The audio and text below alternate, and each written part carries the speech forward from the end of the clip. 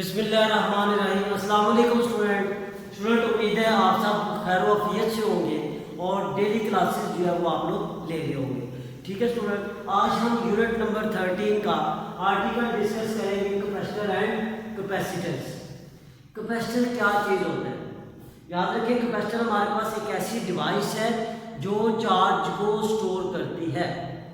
अब कैपेसिटर जो है दो मेटल प्लेट्स के ऊपर कंसिस्ट होता है, जिसको हम ये देखिए दो पैरेलल प्लेट्स हैं, एक ये पैरेलल प्लेट, दूसरी ये पैरेलल प्लेट। इसको हम दोनों प्लेट्स को किसी भी बैटरी के टर्मिनल के साथ जो है अटैच करते हैं।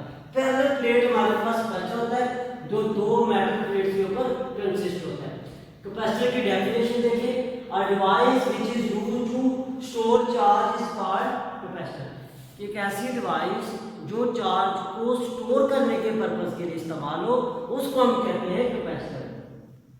अब स्टूडेंट, इस पैरेलल प्लेट कैपेसिटर को अगर हम बैटरी के साथ अटैच करते हैं तो क्या होगा? पहली प्लेट जो कि पॉजिटिव है उसको हम बैटरी के पॉजिटिव टर्मिनल के साथ अटैच करेंगे, नेगेटिव प्लेट को बैटरी के नेगेटिव टर्मिनल के साथ हम लोग अटैच करेंगे।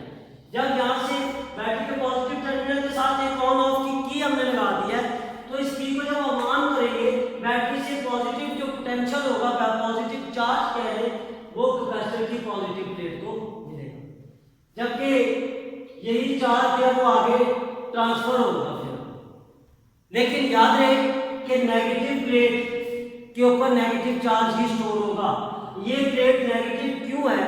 क्योंकि हमने इसको बैटरी के नेगेटिव टर्मिनल के साथ अटैच किया है। तो इस तरीके से जब कैपेसिटर को बैटरी के साथ आप डायरेक्टली तौर पे अटैच कर देते हैं, तो बैटरी का सारा चार्ज है वो कैपेसिटर के अंदर स्टोर होना शुरू हो जाता है। अब कैपेसिटर के अंदर कितना चार्ज स्टोर होगा? वो चार्ज स्टोर होगा इस कैपेसिटर की कैपेसिटेंस के मुताबिक।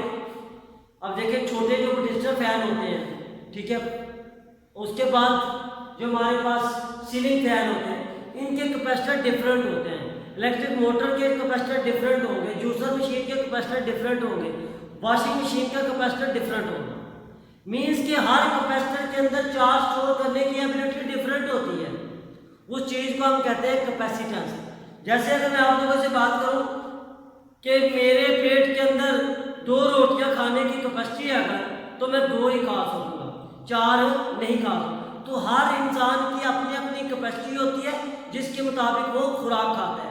सेम स्टूडेंट, यहाँ पे हर कैपेसिटर की अपनी अपनी कैपेसिटेंस होती है जिसके मुताबिक वो अपने अंदर चार्ज को स्टोर करता है।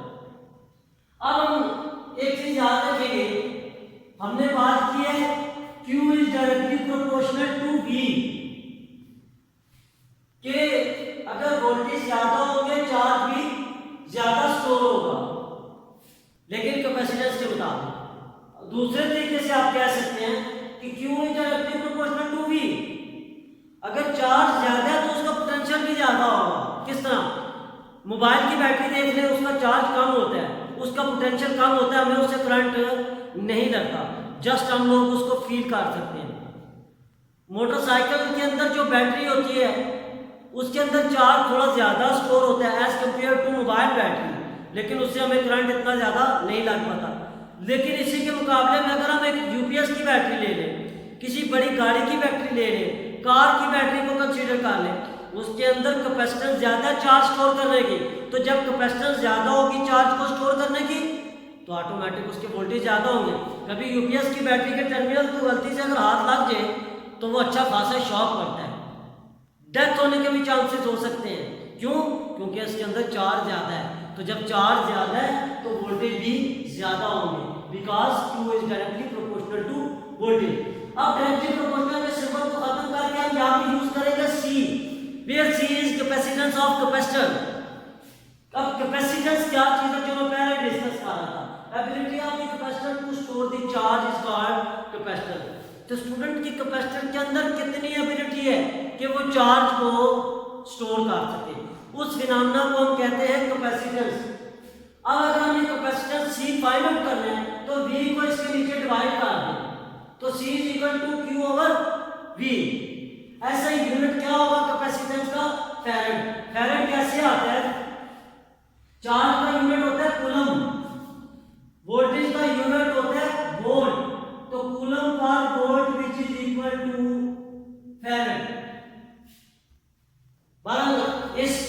कैपेसिटेंस का यूनिट होगा फैराड, कैपिटल एफ के साथ हम इसको डिनोट करते हैं। अब 1 फैराड की डेफिनेशन को हम डिस्कस कर लेते हैं। If 1 coulomb of charge given to the plates of the capacitor produce a potential difference of 1 volt between the plates of the capacitor, then its capacitance would be 1 farad. की definition के अंदर क्या कह रहा है? 1 फैराड की definition के अंदर 1 फैराड की डेफिनेशन के अंदर क्या है कि अगर हम इस कैपेसिटर को 1 कूलम चार्ज प्रोवाइड करें, कितना चार्ज प्रोवाइड करें? 1 कूलम, और इन दोनों कैपेसिटर के दरमियान जो पोटेंशियल डिफरेंस है वो कितना होना चाहिए? 1 वोल्ट।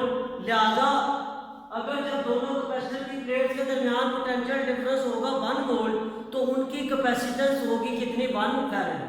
क्या हमने बात की है C is equal to Q/V। Charge है 1 कूलम, वोल्टेज है 1 वोल्ट, तो कैपेसिटेंस कितनी आ जाएगी? 1 फैराड। अगेन सुन ले, 1 फैराड की डेफिनेशन कि अगर इन दोनों कैपेसिटर, अगर हम इस कैपेसिटर की पॉजिटिव और नेगेटिव प्लेट के दरमियान 1 कूलम चार्ज प्रोवाइड करें इस कैपेसिटर को, और इन दोनों प्लेट के दरमियान पोटेंशियल डिफरेंस कितना हो? 1 वोल्ट, तो उस कैपेसिटर की कैपेसिटेंस होगी 1 फैराड। तो ये तो हमारे पास आज का आर्टिकल जिसके अंदर हमने बात की है कैपेसिटर और उसकी कैपेसिटेंस को। ठीक हो गया? तो स्टूडेंट याद रखें, अगेन सुन ले, हर कैपेसिटर के अंदर उसकी एबिलिटी के मुताबिक चार्ज स्टोर होता है।